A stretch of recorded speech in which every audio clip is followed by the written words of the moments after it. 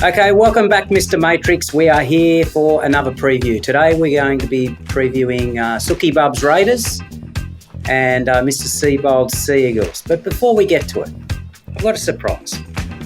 Christmas has come in the form of ball and all hats for the start of the NRL season. Now, it'll be first thing in the morning, posted off to you up there in that other country called Queensland. Please just say yes or no, because you need to be wearing a hat for the podcast. Yes or no? What's the choice? Well, you just go yes, and we'll fine tune it. Yes or no? That's okay. Yes or no? Is that a yes? Yes. Okay. Yes. No. Yes. Keep in mind, Louis, who does our edits and does an amazing job. Louis, this is for you as well. You can make a selection. Yes or no? Yes. All right, you're going to have about 65 hats. Yeah, I like that one. Just a yes or no. I know this is hard. No. No. Okay, so we're down to righto. So let's go through them. Ball and Number all. one. Number Black one. stitch, yep, with the grain. Number one. Yeah, it's okay. Yeah, I like that. So we're down to two. You can select two. Red, grey. Oh, Jesus. Come on. The white one. Oh, back to this one. No. The grey one. Yeah, yep. Okay, righto, done. Righto, that's done. Okay, now, as all our listeners... I'm sure on the side there it's got reading the play and the logo. No, it doesn't, but that'll happen. That'll happen if we get... Okay. If we get to 200, we will have a run of hats with reading the play on them. 200 in our tipping comp. There you go. I'll underwrite 200. We need 200. So actually, hang on. In honour of you, I'll put your hat on. Okay. Oops. There you go. You can see me modelling the new hat. There you go. That's good. I like it. Okay. Right, you've made a good choice. I like it. Now, just so you know, Mr. Matrix, and I'm sure you're aware of this, now long-time listeners are aware of this, you know how many hats we've sold? No, go on. Since the inception, so that's the start of COVID, we are just shy of 10,000 hats. Wow. Yeah. All money, proceeds go back into men's mental health initiatives. So that's great. Keep supporting us. You can buy the ball and all hats down at the station grocer, or better than that, you can just send me a message on Instagram and I can post it off to you. So support the ball and buy a hat. On a serious note, that's a great thing, isn't it? I mean, raising money, 10,000 caps, that's a lot of money for a great initiative, men's mental health. Yeah, and, not just about the money, but just continuing to raise awareness. It's a big problem in society, as we know. But we are here to do the next preview. It is... Yeah, sorry, you go, Mr. Matrix. I've got some breaking news. Oh. I saw 8 new entries into the tipping comp this afternoon come through during the day under S. Condon. Would that have been you? It's quite possibly. But I can't. But we can't give away the names. No, not giving that away. But they're in there. So true to your word, you're going to have about 10 entries. I'm slipping some through. Now the key is, if you're thinking of having a second or a third or a fourth entry, you need different emails, because one of the two of us worked out this morning that he couldn't keep using the same email. Yes, I had to go to Gmail and find new emails. But you can keep entering, because it's $40 a person. We reckon that we're going to be about 200 entrants by the time the season starts, and that'll mean we'll have the best part of $8,000 to $10,000 in the kick. Not we reckon. Let's get there. Come on, listeners, let's get there. We get a lot of downloads from this podcast, well over the number we're talking. So all we want, let's just go to the next mark. Last year, I think we had close to 200. Let's just go straight through 200 like a knife through butter. So just go to readingtheplay.com.au, look at the menu across the top. The second one says NRL tipping comp. Click that and then pay the $40 first. Then you enter your details into the registration form. Then you're in. Easy as that. And 100% of every dollar that comes in will be going out in prizes. And you know who was the first to enter? Sorry, I've got to have a bit of a chuckle because he faltered at the last hurdle last year. Is our man Louis, who does our edits for the podcast? He was. Absolutely exceptional skill set he has, but David Peachy's All-Stars. He failed at the last hurdle last year, and he is back. He was the first to enter. Well, the other good thing is this year we got first, second, third, and we got a last man standing, and we've got $500 jackpots to anybody that picks the round on their own. Not once, twice, 3, 4 times we're going to give that away. See, I don't think it'll go off 4 times. No, me neither. But we'll spend the money on something else, like Dragons. Well, the money goes back into the prize money, so that's the good news. Yes, 100%. Righto, let's get on to Suki Bub. His Raiders preview in his best. Let's just stay on the coach for a sec. In his best form yesterday. Did you hear him come out and absolutely give it to the press conference that what's his name was the coach that had a crack at the Raiders about Stars not being allowed to play? Blair. Oh, did you hear it? It was one of his best. Well, I actually thought he was right too, to be honest. Blair or Ricky? No. I thought Sticky was right. You know, the game. He doesn't. When he goes off, he doesn't miss, does he? No. He's a cracker. I mean, there's a very good story that Jimmy Smith tells about when he was on the sidelines for Fox many years ago. He's doing a Canberra game, and he must have said something at some stage in the weeks leading up to it, but Stick had taken a dislike to him, and he's on the sidelines and he's trying to get a interview with Rick and then a comment, and he was well and truly, with a few F and C's, put in a box. So if Rick has got something to say, he doesn't miss. And I think he's right. You know, the game we need. The game's outstanding. It's great for the game generally. So this is the All-Stars. Yeah, for the two cultures involved and all of that sort of thing. But unfortunately, we've got it scheduled in the wrong place. It's now at the start of the season. If you've got teams, as the Canberra Raiders are, playing in Vegas, having all of your players available to play that game last weekend, then run the risk of injury, then get into a long-haul flight to the US, and I believe that they arrived yesterday and today, to then play in Vegas, it's just not going to work. And then secondly, as Ricky said, there's a protocol of actually asking for your players to be available for that game, which Adam Blair didn't follow. Yep. Fair enough. No, if we know if Sticky goes off during the season, it's going to be good. But I thought before a ball was kicked, well, the All-Stars ball was kicked, but before a ball was kicked for his club, he's well and truly let Mr. Blair know where he stands. He did. He didn't miss, and I think he was right. Righto. Well, let's get on to his team. Ins and outs, Raiders. Matty Nicholson joins them, and Tamale, who came from the Dragons. He's a centre winger. Didn't do a lot at the Dragons. We'll see how he goes down the Raiders. Outs, Gula, who has just left to join the Dragons. Jordan Rapana, I think he's a big loss. Very, very good footballer. We're still playing good football. Elliot Whitehead, maybe getting to the end of it. Nick Kotrick. Where did Kotrick go? He played for Catalans last weekend. Okay, and James Schiller. Okay, so, you know, he's got a lot of good young kids coming through, so I'd imagine that's where he's embarking his sort of energy this year. And if you go off there, especially their first week when they had quite a young, effectively New South Wales Cup side playing the Panthers, gee, there were some good kids in that side, Jared. Yeah, there is. And you know, I've long said for the last 10 years that their pathways and development is on par with any of the top 5 or 6 clubs that do this very well in the competition. They've always, you know, for the last 15 years had an outstanding development system and method. We could see that in some of those kids playing last weekend. We've seen it in some of those that are coming through. My longer-term question into this season is about that depth. I think that Gula is a significant loss. He's an Australian schoolboy. He's a big body. He's got nice feet and footwork.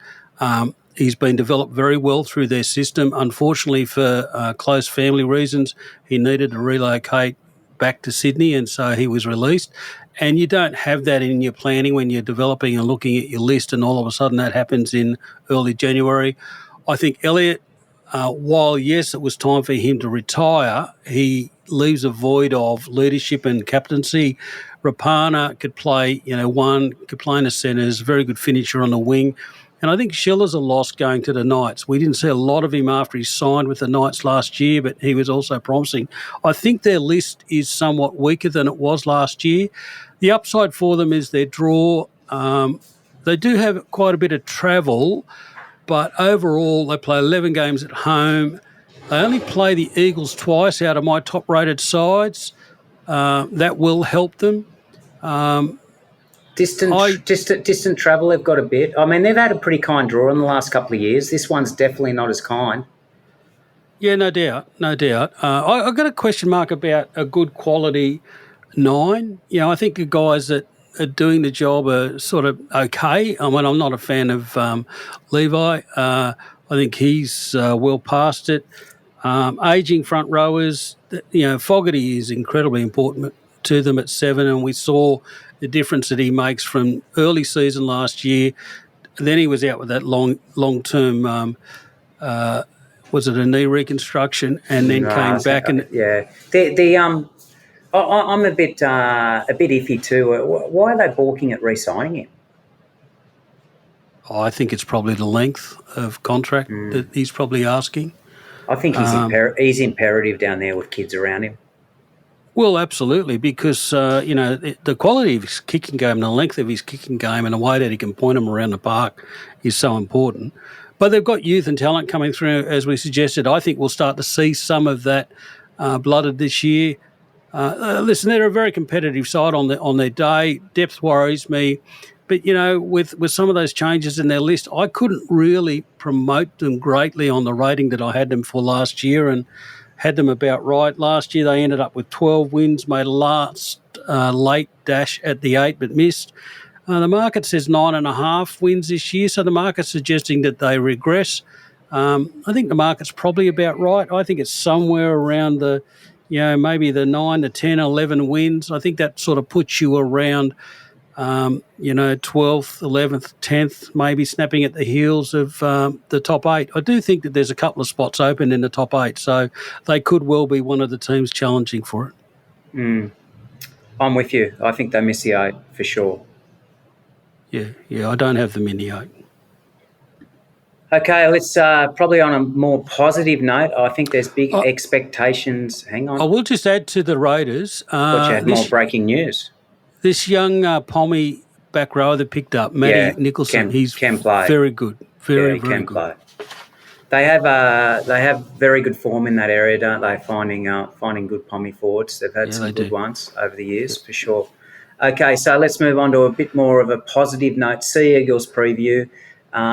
Big expectations, I think, this year for these guys to probably, we'll get through the preview, but probably the expectation generally is that they could be fighting for a top 4 position. Go through their ins and outs. Jazz Tavaga, okay, yep. Tuiako, yep. Outs. Josh Schuster. Now, a bit concerned about the news on him in the last couple of days. It doesn't look like is he going to call it quits? I haven't heard anything. Apparently. Well, the talk is that he's just apparently lost all interest. Wow. So didn't play last week in trial, not playing this week in a trial. So there's obviously something going on there, but that's apparently the talk. Carl Lawton, Jason Paulo is out. Brad Parker's moved on. Jamie Humphries went to the Rabbits, and Aaron Woods is media personality. Unbelievable. Yes. Well, I don't know that those two ends really do a lot for me. I mean, Tavaga is handy. He can probably play 13. At the moment, they're trying to teach him to play number 9. I don't know that his service is all that good. Tuiako, he hasn't played for a couple of years. Question mark about, is he ready to come back and play NRL at this level at this end of his career? Outside of that, I think Lawton was very good for them last year. I think Humphries has got quality, and we'll probably see that at the Rabbits. I still think overall it's a very strong list, and I think how Seabold has managed that over the last couple of years is very good. Young Hopewadi on an edge just looks an absolute talent. Clearly, you got Turbo at the back. Great set of halves. Questionable about their centres, but they get the job done. But, they've got a lot of speed. They've got points in them. I think their forward rotation off their starting six and probably the next couple of guys is really good depth. Big key is, it's a good draw, and they play 12 games at Brookie. Their record at Brookie last year was outstanding, won 8 of 10. Should have been 9 of 10. They dropped that game against the Raiders where they led by 20-odd points going into half-time and then fell in a heap in the second half. And adding to that, they start the season with 5 of their first 7 games at home. You'd suspect that they're probably winning 3, 4, maybe 5 of those games at home. Gives them a nice base into the season. Bit of distant travel. But no, I think they're certainly in the top 6. I think they're barking at their heels of potentially being a top 4 contender. What talking home ground advantage? Where does Brookvale rate points wise from previous stats? Listen, if they're playing an interstate team, it's certainly north of 4. They're playing a Sydney team, it's probably still close to 4. Because, most of the teams that they play that come from in and around Sydney, they've got great records of beating them at Brookvale. So I would have thought that would have statistically would have rated higher, more like sort of 7, 8. No, it's not that. Okay. No, it's not that. And, just on that point, over the years I've noticed, which is much like what's unfolded in the NFL, if you go back 5, 6, 7, 8 years ago in the NFL, you had home ground advantage was anywhere between, maybe 3 to 5 points. These days, most of the professionals in the US mark home ground advantage about 1.5 points. With a colleague 2 years ago, we did a lot of back data work and analysis on what we thought home ground really was. And, if it was 5 years ago, we were probably using an average of about 5 points per team.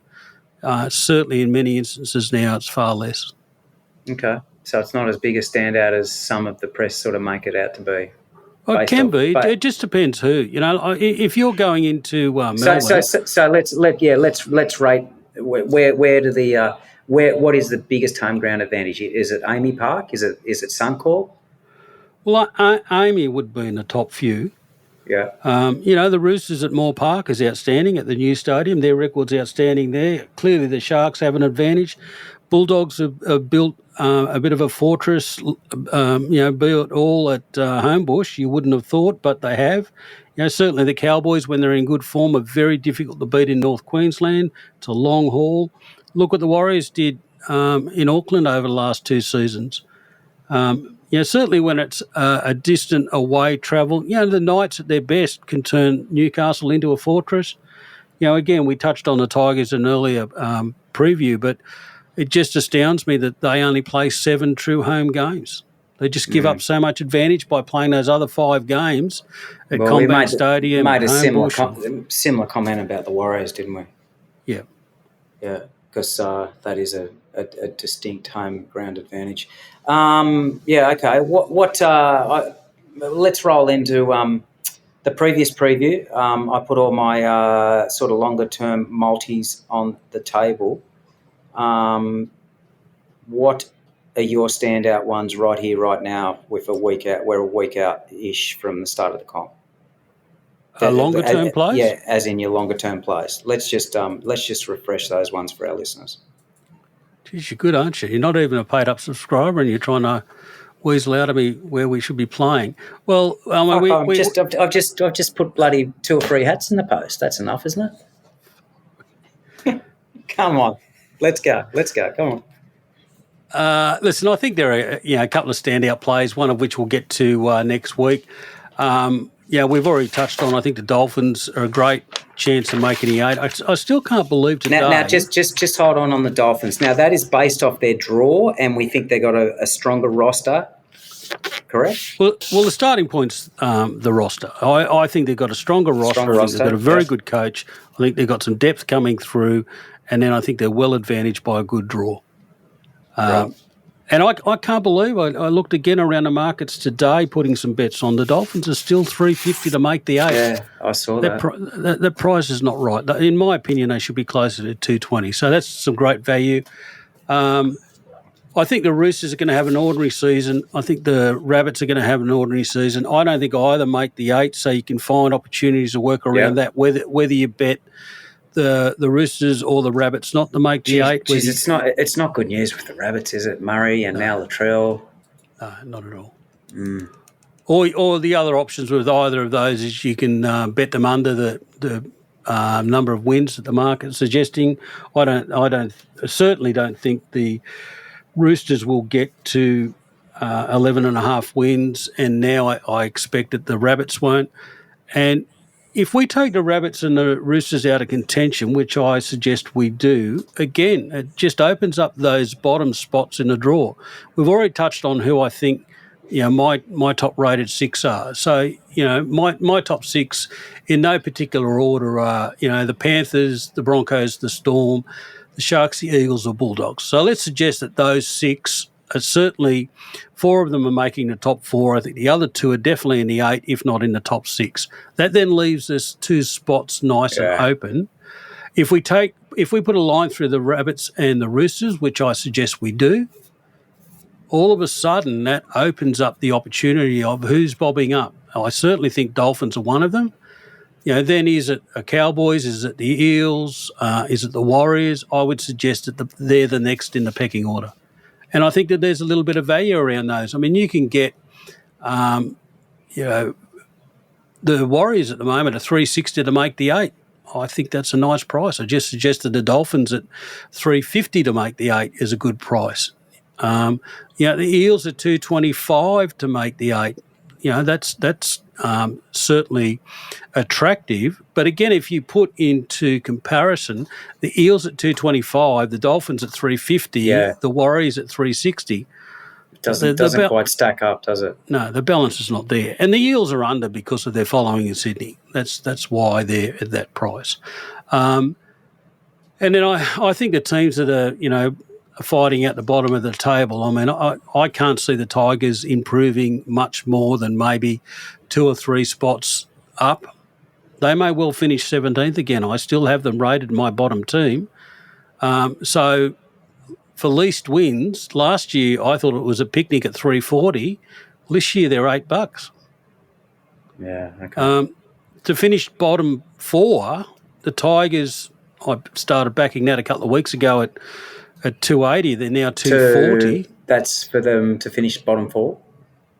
Yep. I think that's the other imbalance. I still don't, for the life of me, understand how they're not favourites to win the Wooden Spoon again. What have they done? Nothing. Yep. And you could argue that have they got an improved roster? Yeah, but improving the roster is one thing. Coaching defence is another. I'm just saying you could argue that is it an improved roster? I'm not 100% sure it is. No. And they've won the last 3 spoons. It's improved in key roles, clearly with Luai and with 2 big men in the middle. But they've also lost one of the best front rows in the game. And the bottom line is they were leaking 31 points a week last year. That gets you beat most weeks. If you look at the markets, the favourites for the least wins, you've got the Dragons at $6. You've got the Raiders at $6.50. You've got the Knights at $6.50. So the market's suggesting it's one of those 3 teams. I think they've missed the Tigers. Righto. So in summary, Mr. Matrix, give us a rundown. Let's enter our tipping comp. How do we go about it? Go to readingtheplay.com.au. Across the menu, the second item is NRL tipping comp. Click there. Then you click and you hit the pay button, pay your $40. It'll then return you to a screen to enter all of your details for registration, and you're in. That's it. Then easy. Then the money's in your bank account. We're going to end up with somewhere between $8,000 and $10,000 all paid out in prizes, and we're going to have a heap of fun. Unbelievable. Righto, we'll be back for another preview very soon. Hats are on the way.